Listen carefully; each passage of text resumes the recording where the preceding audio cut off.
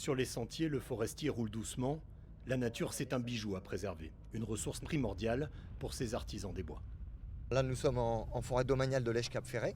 C'est une forêt d'État qui est gérée par l'Office national des forêts. Et c'est un des secteurs sur lequel nous sommes conventionnés. C'est tout ce qu'on aime finalement. On est vraiment au plein cœur de la nature. On travaille avec un produit totalement naturel, de bout en bout. Derrière la majestueuse dune du littoral, les pins maritimes à perte de vue. C'est ici que la cueillette commence. Il faut savoir choisir les meilleures pommes de pin, les plus grosses, mais aussi les plus colorées. C'est une pomme de pin fermée dans laquelle il y a la graine. Nous après, on va la faire mûrir pour que les graines arrivent à maturation. Et après, on pourra exploiter la graine, la nettoyer, etc.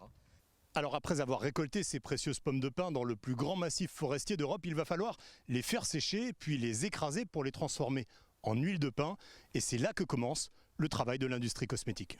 Toute la production se fait à l'échelle humaine.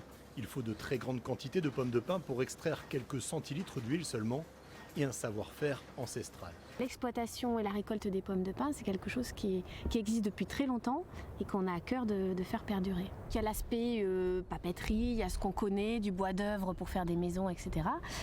Ça, c'est une partie qu'on connaît moins, que le grand public connaît moins et sur lequel il faut qu'on communique. Et d'ailleurs, l'Office national des forêts communique avec nous là-dessus. Relancer l'artisanat dans les massifs avec de nouveaux produits, c'est l'objectif de ces forestiers du futur.